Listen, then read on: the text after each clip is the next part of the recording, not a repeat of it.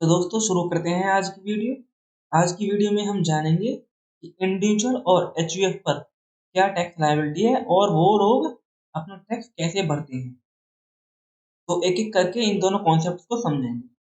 जो इंडिविजुअल की जो टैक्स लायबिलिटी है वो डिपेंड करती है इंडिविजुअल की एज पर। मान लीजिए अगर आपके फादर को टैक्स भरते हैं तो टैक्स कितना भरना है वो डिपेंड करेगा आपकी फादर की एज पर। इसी तरह अगर एचयूएफ की बात करें तो एचयूएफ में कितना टैक्स जाना है ये डिपेंड करता है कर्ता की एज पर। अब ये कर्ता क्या होता है? कर्ता होता है दोस्तों जो एचयूएफ में सबसे मोस्ट सीनियर मेल मेंबर होता है। जैसे आपको दिखाई दे रहा होगा ये दादाजी। अब आप कह रहे होंगे कि यहाँ पर तो दादी भी है, क्या उसकी एज मैटर नहीं करती? तो ये थोड़ा सा ड्रॉबैक है दोस्तों हमारे लॉ में कि एचयूएफ में मेल मेंबर को प्रिविलेज दी जाती है ना कि फीमेल को। तो एचयूएफ में कितना टैक्स जाना है ये डिपेंड करता है कर्ता की एज पर। तो आइए इन दोनों कॉन्सेप्ट को समझते हैं। लेकिन आपको इतना समझ आ गया होगा कि टैक्स किसके अकॉर्डिंग भरना है, एज के अनुसार, चाहे वो एचयूएफ हो या फिर इंडिविजुअल हो। तो चलते हैं आगे। तो हुआ क्या है दोस्तों, टैक्स भरने की दो रिजीम है।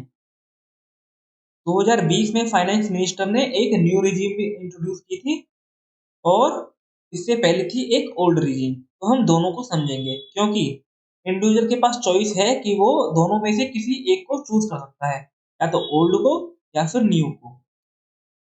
तो इस कॉन्सेप्ट को आप जरा ध्यान से समझिएगा क्योंकि ये थोड़ा डिफिकल्ट होगा, अदरवाइज आपको समझ नहीं आए। सबसे पहले हम बात करते हैं इंडिविजुअल और एचयूएफ कि दोनों की जो टैक्स लायबिलिटी है वो डिपेंड करती है उनकी एज पर। और गवर्नमेंट ने एज को तीन हिस्सों में बांटा है। एक तो वो लोग जिनकी एज 60 साल से कम है, जिनको बोलते हैं हम जनरल कैटेगरी। और दूसरी एज जिनकी है 60 और 80 से कम। एक तो होगी 60 से कम, दूसरी होगी 60 और उससे ज्यादा लेकिन 80 से कम। तीसरी किसकी होगी? जिसकी 80 और उससे ज्यादा होगी दोस्तों। तो यहाँ पर मैं इक्वल टू का साइन लगाना भूल गया हूँ।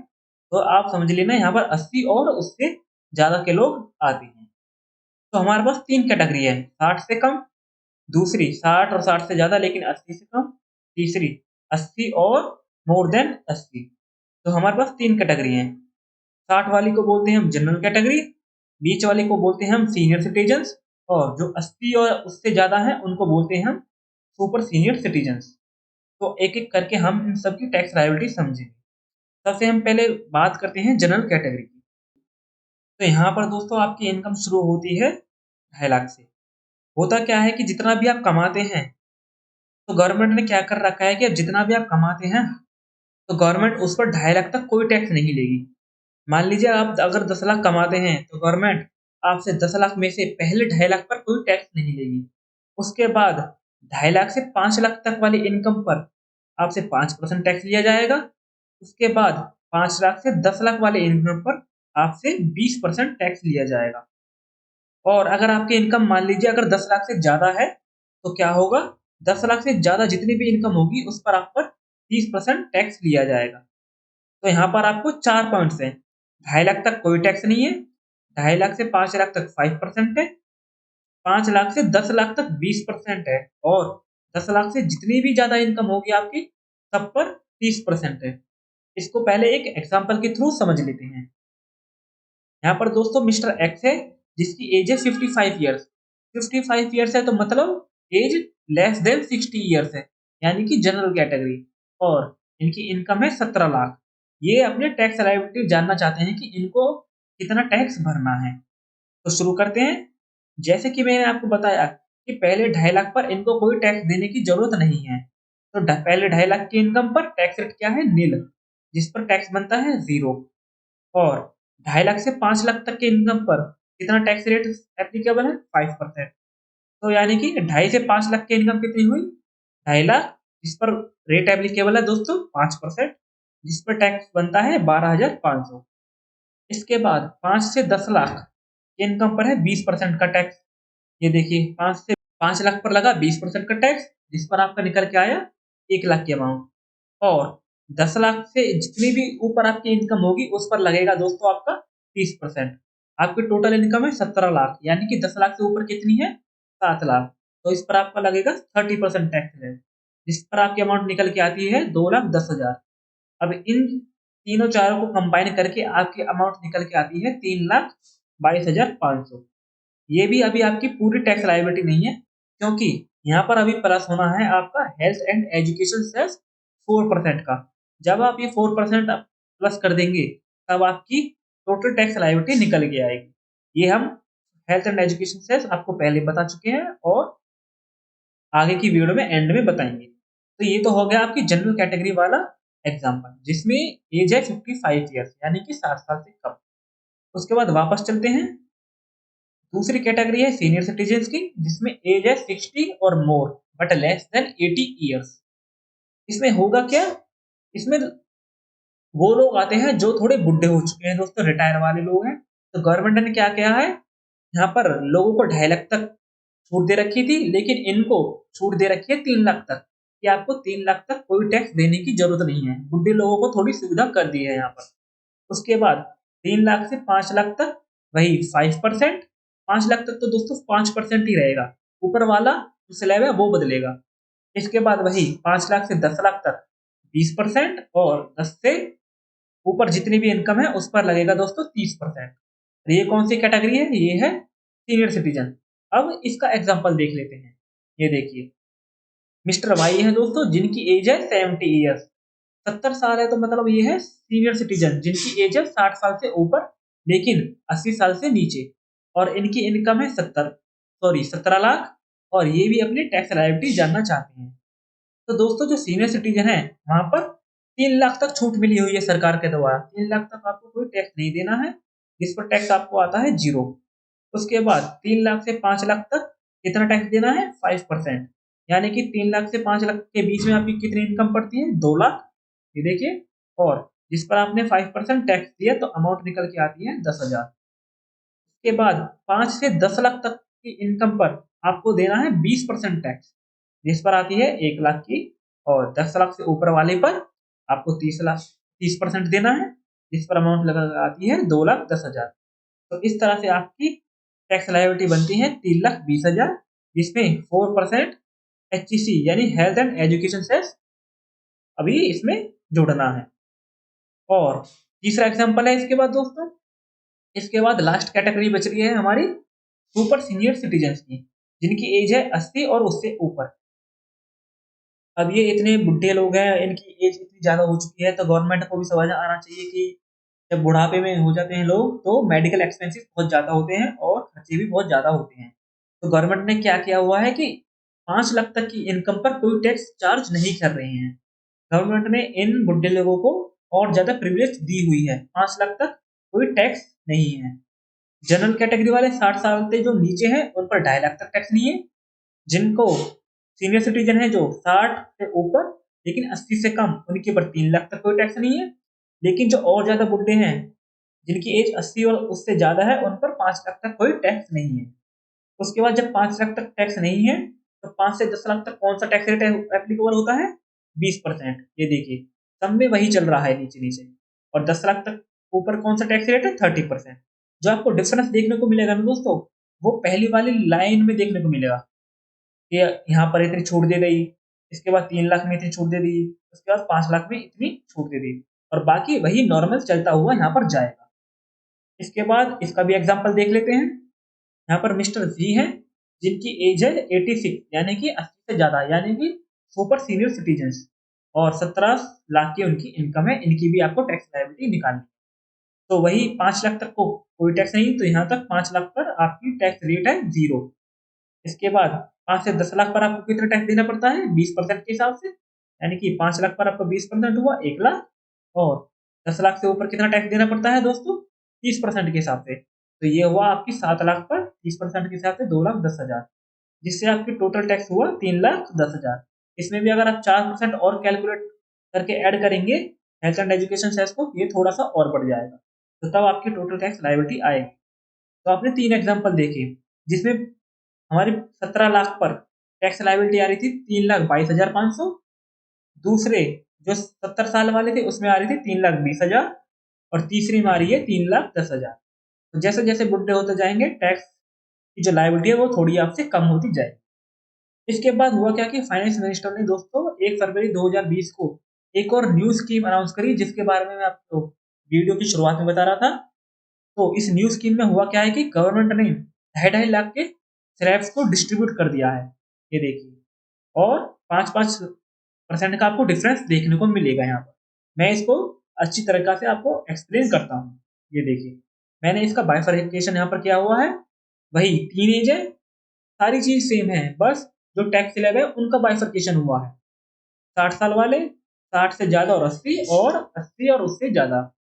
General category, senior citizen, super senior senior citizen, super senior citizen. अब हुआ क्या है दोस्तों, अब यहाँ से थोड़ा समझना शुरू करना कि गवर्नमेंट ने 2.5-2.5 लाख के स्लैब्स बांट दिए हैं। ये देखना, 2.5 लाख, 2.5 से 5 लाख, 5 से 7.5 लाख, 7.5 से 10 लाख, 10 से 12.5, 12.5 से 15, और उसके बाद 15। तो यहाँ पर 2.5-2.5 लाख के गवर्नमेंट ने स्लैब्स बांट दिए हैं। और जो टैक्स रेट है उसमें 5-5% का डिफरेंस है। 5%, फिर 10%, फिर 15, फिर 20, 25 एंड 30। यहाँ पर आपको 5-5% का डिफरेंस देखने को मिलेगा। अब जो 60 से कम वाले हैं, वही सेम चीज, 2.5 लाख तक तो कोई टैक्स नहीं था। फिर उसके बाद 2.5 से 5 लाख तक 5%, फिर 7.5 लाख तक, 5 से 7.5 लाख तक 10%। अब 2.5-2.5 लाख का स्लैब ऐड करते जाओ और 5-5% की टैक्स लाइबिलिटी बढ़ाते जाओ। तो इस तरह से आपका ये 15 लाख तक जाएगा। और जैसे ही इनकम 15 लाख से ऊपर होगी, उसके बाद डायरेक्ट 30% का टैक्स स्लैब रेट आपके ऊपर लगना शुरू हो जाएगा। अगर हम बात करते हैं बीच वाली कैटेगरी की, तो 3 लाख तक तो कोई टैक्स नहीं था, और 3 लाख तक कोई टैक्स नहीं था। उसके बाद 5% का टैक्स था दोस्तों 5 लाख तक। तो यहाँ तक तो आपका हो गया 5 लाख तक। उसके बाद यहाँ पर 2.5-2.5 लाख के स्लैब्स ऐड होने शुरू हो गए हैं, ये देखिए। उसके बाद 5-5% यहाँ पर ऐड होने शुरू हो गए हैं। तो हुआ क्या है कि गवर्नमेंट ने जिनको जितनी छूट मिलती थी उतनी छूट तो अभी भी दी है, 2.5 लाख की, 3 लाख की। और यहाँ पर छूट मिली है पूरे 5 लाख की, ये देखो। 2.5 लाख तक कोई टैक्स नहीं, 5 लाख तक कोई टैक्स नहीं, ये देखिए। तो अभी भी उतनी छूट तो आपको मिल रही है। उसके बाद यहाँ पर भी वही सेम चीज, 2.5 लाख के स्लैब टैक्स और 5-5% का डिफरेंस। तो हुआ क्या है दोनों के कंपैरिजन में, अगर मैं आपको बताऊं, ये रही ओल्ड रिजीम। ओल्ड रिजीम में हुआ क्या था दोस्तों, कि जो आपकी इनकम है, मान लीजिए ये रही 10 लाख तक, और अगर 10 लाख से ऊपर अगर आपकी इनकम जाती है, तो वो डायरेक्टली 30% से टैक्सेबल होना शुरू हो जाती थी। अगर आपकी इनकम 11 लाख है तो डायरेक्ट 30%, 25 लाख है तो डायरेक्ट 30%। लेकिन न्यू रिजीम में हुआ क्या है, न्यू रिजीम में ये जो 10 लाख का स्लैब था वो गया है 15 लाख तक। अब 15 लाख तक, ये देखिए, 10 से 12.5 लाख तक अब 20%, 12.5 से 15% तक 25%। अब जो 30% का रेट जो यहाँ पर 10 लाख से ही शुरू हो जाता था, तो वो 30% का रेट यहाँ से 15 लाख के बाद शुरू होगा। जिसकी इनकम 15 लाख से ऊपर है उसको 30% का रेट देने की जरूरत है। तो आगे समझते हैं अब इसको। इसके बाद है दोस्तों सरचार्ज। अब सरचार्ज होता क्या है, गवर्नमेंट लोगों से सरचार्ज वसूल करती है ये कहकर कि अगर आप ज्यादा इनकम कमा रहे हैं तो आपको थोड़ा ज्यादा टैक्स देना पड़ेगा। अब दोस्तों मान लीजिए बड़े बड़े अमीर लोग हैं, इंडस्ट्रियलिस्ट हैं, जैसे अंबानी, टाटा, फेसबुक वगैरह, ये जितना पैसा कमाते हैं तो उतना रिसोर्सेज भी यूज करते हैं। अगर आप उतना रिसोर्सेज भी यूज करते हैं, एक्स्ट्रा रिसोर्स यूज करते हैं, तो आपको एक्स्ट्रा टैक्स देने की जरूरत है। तो गवर्नमेंट कहती है कि अगर आपकी इनकम 50 लाख से ऊपर है लेकिन 1 करोड़ तक है, तो आपको सरचार्ज देना होगा 10% का। लेकिन अगर आपकी 1 करोड़ से ज्यादा और 2 करोड़ तक इनकम है, तो आपको सरचार्ज देना होगा 15%। लेकिन अगर 2 करोड़ से ज्यादा और 5%, 5 करोड़ तक है, तो सरचार्ज देना होगा 25%। और अब 5 करोड़ है तो सरचार्ज देना होगा दोस्तों 37%। अब आपके मन में सवाल आ रहा होगा कि मान लीजिए अगर आपकी इनकम 10 लाख है, उस पर टैक्स लायबिलिटी आपके निकल के आई, एग्जाम्पल के लिए 1.5 लाख, मैं एग्जाम्पल ही ले रहा हूँ दोस्तों मैं वैसे ही। और आपके मन में सवाल उठ रहा होगा कि जो ये सरचार्ज रेट है वो किस पर लगना है, इस टोटल इनकम पर जो आपकी 10 लाख है, या फिर ये टैक्स लायबिलिटी जो आपकी 1.5 लाख इस पर निकल के आई है। तो ये सरचार्ज लगेगा दोस्तों आपकी इसकी टैक्स लायबिलिटी पर, ना कि इस पर। कि अगर इस पर लगाएंगे फिर तो आपका टैक्स बहुत ज्यादा हो जाएगा। तो सरचार्ज आपका लगेगा जो आपकी टैक्स लायबिलिटी निकल के आई है, 1.5 लाख प्लस 10%, जो भी आपकी अमाउंट आती है उस पर आपको सरचार्ज देना है। तो इस तरह हम आगे चलते हैं फिर। अब यहाँ पर हम फाइनल कंपैरिजन करते हैं कि ओल्ड और न्यू स्कीम में क्या क्या डिफरेंस है। सबसे पहले हम बात करते हैं दोस्तों स्लैब्स की। 2.5 लाख तक दोनों में कोई टैक्स नहीं है, यहाँ पर भी टैक्स नहीं है ओल्ड में, न्यू में भी कोई टैक्स नहीं है। 2.5 से 5 लाख तक 5% टैक्स है, यहाँ पे भी 2.5 से 5 लाख तक 5% टैक्स है। यहाँ पर 5 से 7.5 तक 20% टैक्स है, जबकि न्यू में है 10% टैक्स।